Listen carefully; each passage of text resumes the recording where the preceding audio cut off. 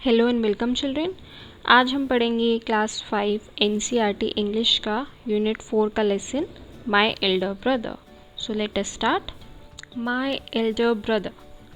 This short play is about two brothers who are affectionate and respectful to each other.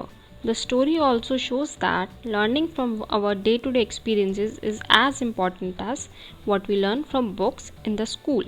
This play is based on the famous story in Hindi बड़े भाई साहब written by Munshi Premchand. ये एक short play है जिसमें कि दो भाई हैं, they are two brothers who are affectionate and respectful to each other, जो एक दूसरे से बहुत प्यार करते हैं और दोनों की रिस्पेक्ट करते हैं।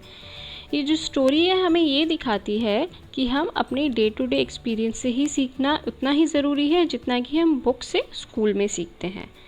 ये जो स्टोरी है, ये जो प्ले है वो बेस्ड है एक फेमस स्टोरी पे जो कि हिंदी में थी, बड़े भाई साहब, जो कि लिखी है मुंशी प्रेमचंद ने। मुंशी प्रेमचंद एक बहुत ही फेमस राइटर हैं।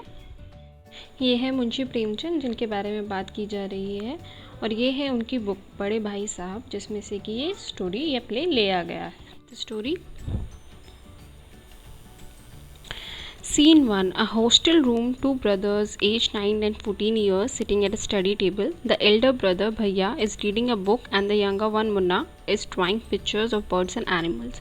जब भी एक प्ले होता है उसमें स्टोरी को डिफरेंट पार्ट्स में डिवाइड कर दिया जाता है, डिफरेंट सीन्स में।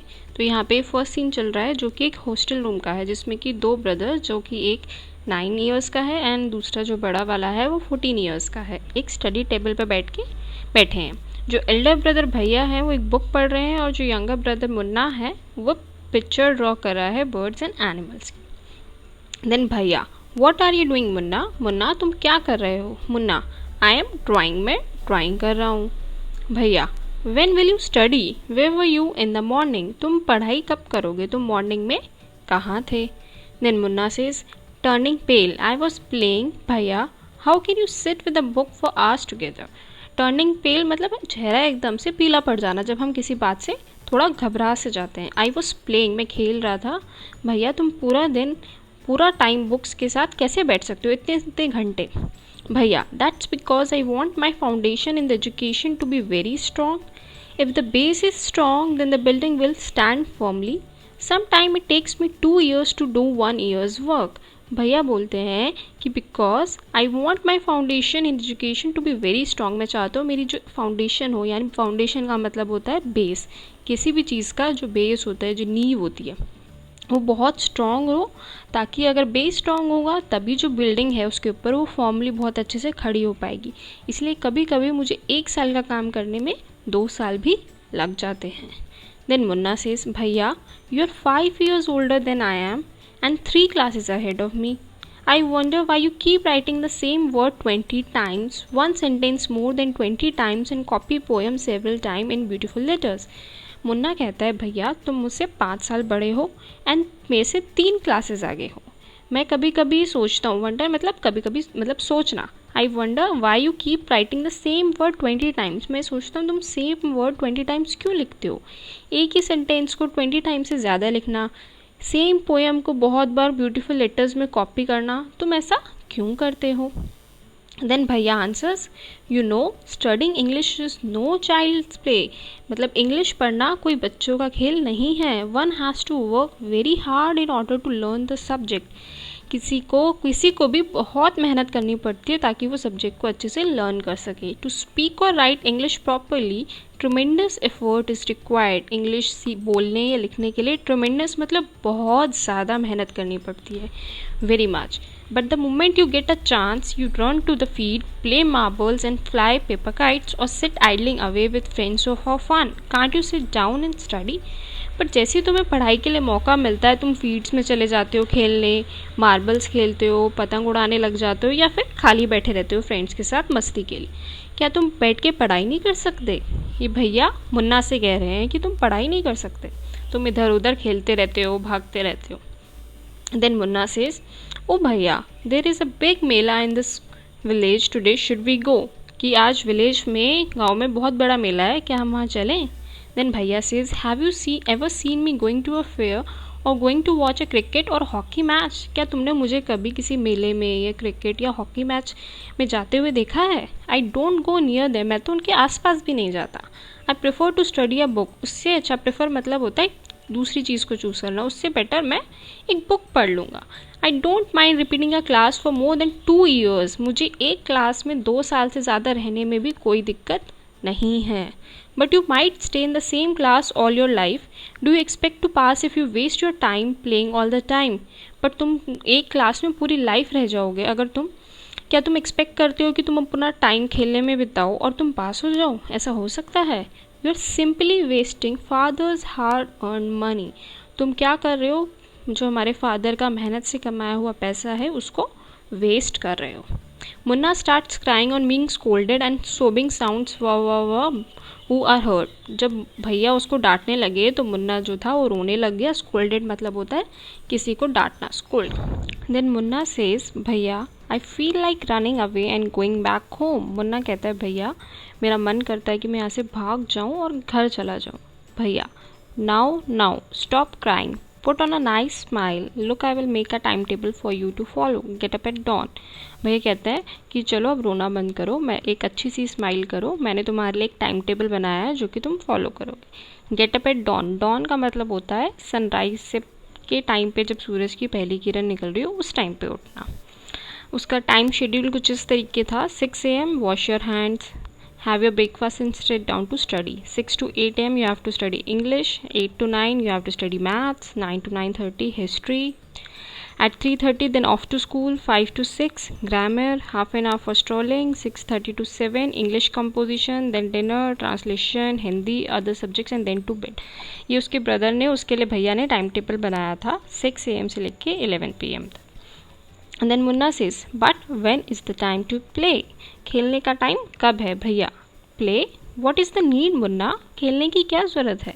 Munna, oh I love the green fields, the gentle breeze, I want to jump up like a football, I like the touch and go to ho-tu-tu sounds of the kabaddi and the hurry and flurry of volleyball pulls me like a magnet, as soon as I am on the field I forgot everything। Munna कहता है कि मुझे तो green fields, ठंडी ठंडी हवा, ये सब बहुत पसंद है, कि मुझे मन करता है कि मैं एक फुटबॉल की तरह जंप करूं, इधर जाऊं, कबड्डी की हुतुतु साउंड्स, वॉलीबॉल, ये सब मुझे अपनी तरफ एक मैग्नेट की तरह खींचते हैं। जैसे ही मैं फील्ड में जाता हूँ मैं सब कुछ भूल जाता हूँ पूरी तरह।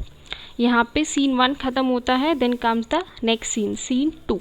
The final exams are over and the results are out, final exams हो चुके हैं और उनका रिजल्ट भी आ चुका है। Let's see. भैया, alas I have failed once again. Alas होता है जब भी हम कोई सैड का एक्सप्रेस करना होता है, उसके लिए एक्सक्लेमेशन यूज़ करते हैं अलास। जब भी हमें कोई सैडनेस को रिप्रेजेंट करना होता है तो वो बहुत दुखी हैं कि वो फिर से एक बार फेल हो गए हैं। मुन्ना, ओह बट भैया I have passed and topped my class, now there is only 2 years difference between us, कि अब मैंने तो क्लास में पास कर लिया और टॉप भी किया है, अब हमारे बीच सिर्फ 2 years का डिफरेंस रह गया है। भैया, but my dear brother don't be so proud, you have passed only 1 class and you think that I'm stupid and you are smart. Once in a while in a gully danda game you might get lucky and hit a goal, but that does not mean you have mastered the game। उसके भैया उसको समझाते हैं कि my dear brother इतना proud मत हो, तुमने सिर्फ एक क्लास पास की है और तुम सोच रहे हो कि मैं स्टूपिड और तुम स्मार्ट हो। नहीं, ऐसा नहीं है। गुल्ली डंडा के गेम में भी कभी कभार तुम लक्की हो जाते हो और अपना गोल हिट कर लेते हो, बट इसका मतलब ये नहीं है कि तुमने गेम में मास्टर कर लिया, पूरा गेम अच्छे से सीख लिया।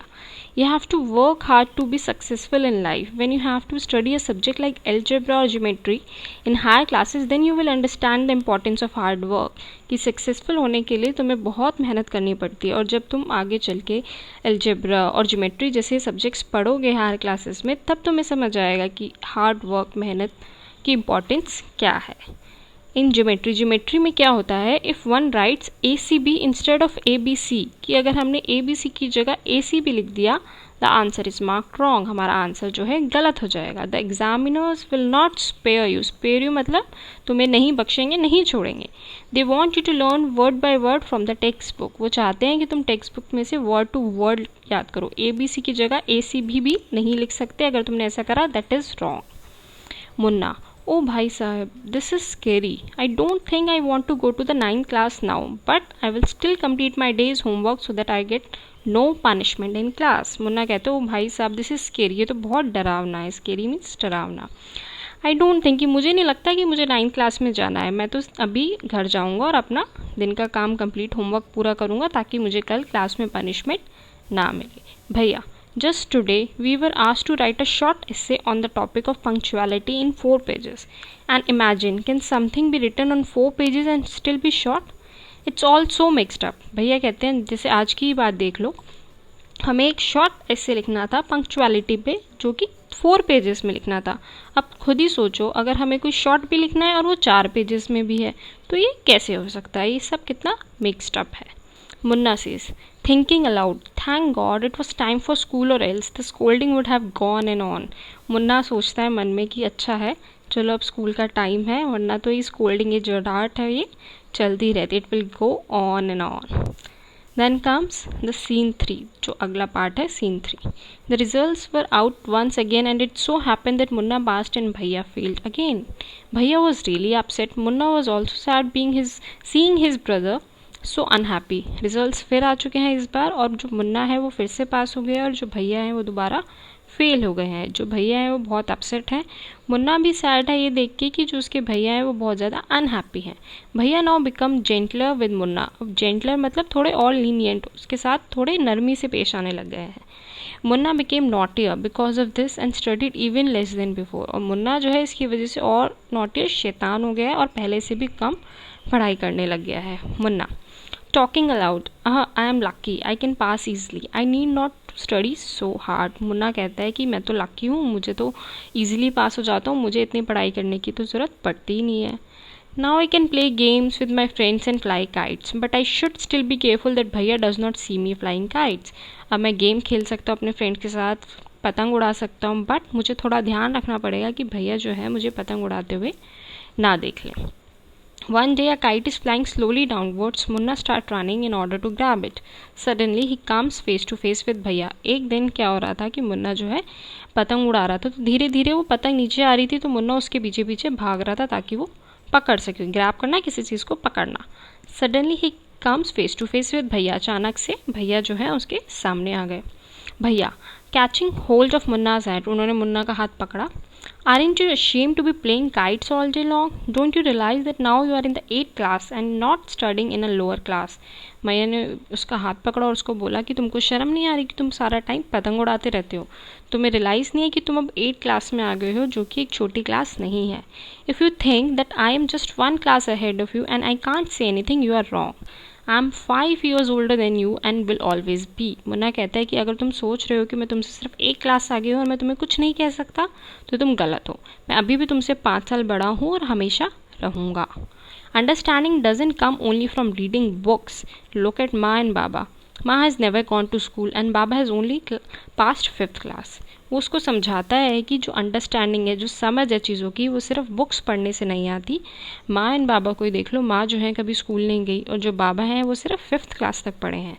मुन्ना रियली भैया, इज़ दैट ट्रू? क्या ये सच है? वो उससे पूछता है क्या ये सच में है, ऐसा ही है? भैया yes, there are 1000 things that they know more than you or me. ऐसी हज़ारों बातें हैं जो तुमसे और मुझसे ज़्यादा जानते हैं. And even if we have studied the wisdom of the whole world, माँ एंड बाबा will always have the right to explain to us and correct us. और हम पूरे दुनिया की सारी विजडम मतलब सारी नॉलेज, सब कुछ ज्ञान ले भी लें तो भी माँ और बाबा का हमारे ऊपर राइट अधिकार है कि वो हमारे को चीज़ें समझाएं और हमें ठीक कर सकें. Now what would you do if I were to fall sick today? अच्छा तुम ये बताओ, अगर मैं आज बीमार हो गया तो तुम क्या करोगे? मुन्ना आई डोंट नो भैया, I would tell baba and he would rush to the hostel. कि मुझे नहीं पता, मैं तो सीधा बाबा को बोलूँगा और वो तुम्हें हॉस्टल लेके वो जल्दी से हॉस्टल आ जाएंगे. भैया I had expected this answer. Now Baba would not get upset. He would first try to find out what was wrong and then he would call a doctor. Baba would know exactly what to do. They have more experience than us. भैया कहते हैं हाँ मुझे यही answer expected था, but अगर मैं तुम्हारी जगह बाबा होते तो वो अपसेट नहीं होते. वो क्या करते, सबसे पहले रीज़न पता लगाने की कोशिश करते कि क्या गड़बड़ है, उसके बाद वो एक डॉक्टर को बुलाते. बाबा को एग्जैक्टली पता है कि क्या करना है, वो हम दोनों से ज़्यादा एक्सपीरियंस है, अनुभवी हैं. Munna with tears in his eyes, भैया I am sorry, what you say is true. I am sorry भैया, जो आप कह रहे हो वही सही है। भैया उसको फिर मुन्ना को प्यार से हक करता है। भैया I also like to play and fly kites, but if I also play then how can I watch out for you, you are my responsibility. भैया कहते हैं मुझे भी पतंग उड़ाना खेलना अच्छा लगता है, लेकिन मैं भी तुम खेलने लग जाऊंगा तो तुम्हारा ध्यान कौन रखेगा, तुम मेरी रिस्पॉन्सिबिलिटी हो, जिम्मेदारी हो। मुन्ना आई लव यू भैया। मुन्ना उसको बोलता है कि मैं तुमसे बहुत प्यार करता हूँ। These are some of the new words of the lesson. First is foundation, that is solid base, मजबूत सी कोई नींव। शेड्यूल, टाइम टेबल, यहाँ पे शेड्यूल का मतलब एक टाइम टेबल है जो कि भैया ने मुन्ना के लिए बनाया था। एस्से, एस्से होता है कंपोजिशन ऑन एनी सब्जेक्ट, किसी भी टॉपिक या किसी भी सब्जेक्ट के बारे में कुछ लिखना, अपने व्यूज़ या कुछ भी। Idling without any purpose, lazy, खाली बैठे रहना, जैसे उसको कहता था तुम खाली ही बैठे रहते हो। मास्टर्ड मतलब गेन एक्सपर्टाइज, स्किल्ड, किसी भी चीज़ में मास्टर हो जाना, कोई भी चीज़ अच्छे से सीख लेना। सो यहाँ पे लेसन ख़त्म होता है। इसकी एक्सरसाइज हम नेक्स्ट पार्ट में करेंगे। आई होप आपको ये लेसन समझ आया होगा। Please like, share and subscribe. Thank you.